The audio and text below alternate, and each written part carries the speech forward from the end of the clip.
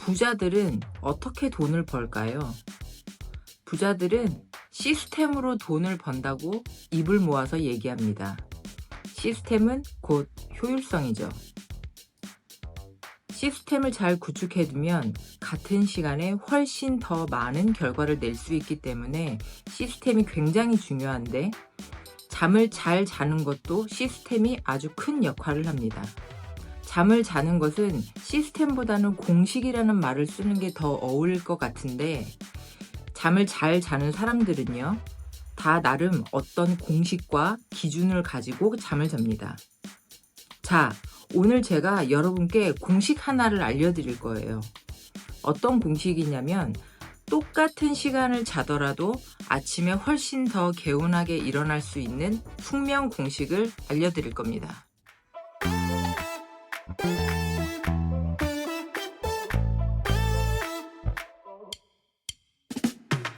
많은 사람들이 충분히 잠을 자도 피곤함을 느낍니다. 7시간, 8시간씩 잤는데도 눈이 무겁고 머리는 멍하고 하루 종일 에너지가 바닥인 날, 누구나 한 번쯤은 겪어봤을 거예요. 이건 단순히 수면의 양이 부족해서가 아니라 바로 수면의 질이 낮기 때문입니다.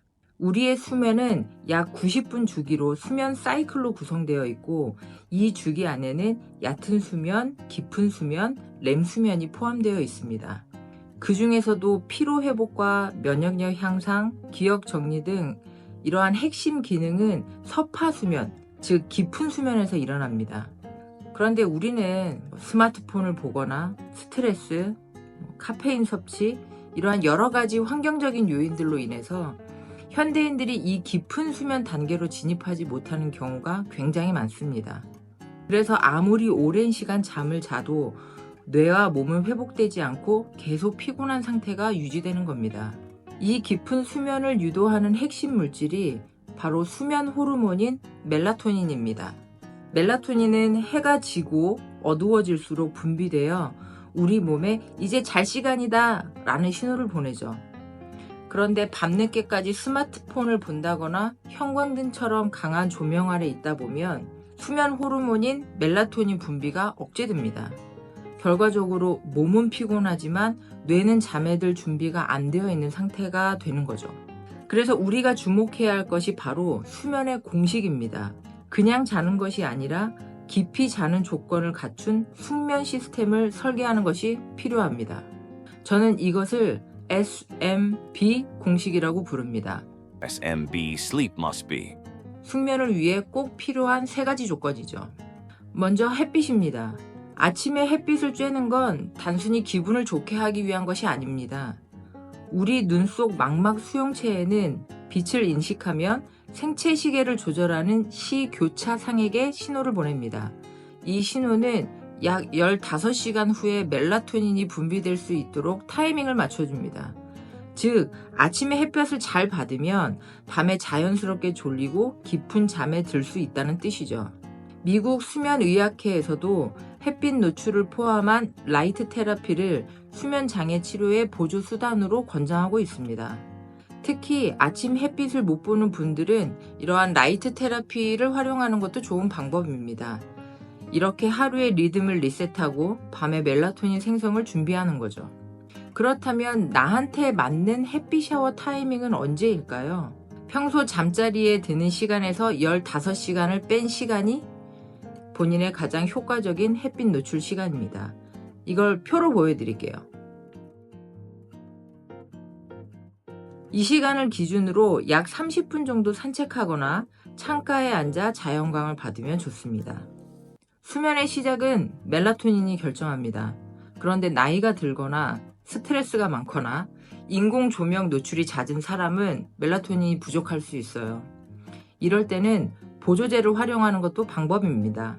특히 토마토에서 유래한 식물성 멜라토닌은 내성 없이 안전하게 사용할 수 있어 꾸준히 복용해도 몸의 부담이 적습니다. 또 다른 추천 성분은 마그네슘입니다. 마그네슘은 신경을 안정시키고 근육을 이완시켜 입면 시간을 줄이고 수면의 질을 높이는 데 도움이 되는 성분입니다. 보조제 없이 자는 게 가장 건강한 거 아닌가요? 라는 질문도 많죠. 맞는 말입니다. 하지만 현실적으로 멜라토닌과 마그네슘이 부족한 현대인에게 기능적으로 필요한 영양소를 보충해서 수면을 회복하는 것이 오히려 현명한 선택일 수도 있습니다. 지난 영상에서도 말씀드렸지만 실제로 소비자가 가장 많이 찾는 성분 1, 2위가 바로 멜라토닌과 마그네슘입니다. 많은 사람들이 선택하는 만큼 믿고 복용하셔도 좋을 것 같습니다. 마지막으로 활용해 볼 수 있는 방법은 바로 소음인데요. 많은 분들이 화이트 노이즈는 들어보셨을 거예요. 일정한 소음이 수면을 돕는다는 이야기죠. 그런데 최근 연구에 따르면 브라운 노이즈가 수면 유도에 더 효과적이라고 알려져 있습니다. 브라운 노이즈는 파도 소리, 폭포나 물줄기 소리, 바람 소리, 약한 천둥 소리 등이 대표적인 브라운 노이즈입니다. 브라운 노이즈는 화이트 노이즈보다 덜 자극적이고 뇌에 잔잔한 자극을 줘서 입면 시간 단축과 수면 지속 시간을 연장하는 데 긍정적인 효과를 줄 수 있습니다. 그러기에 특히 외부 소음에 민감하거나 잠들기 어려운 분들께 추천하는 방법입니다.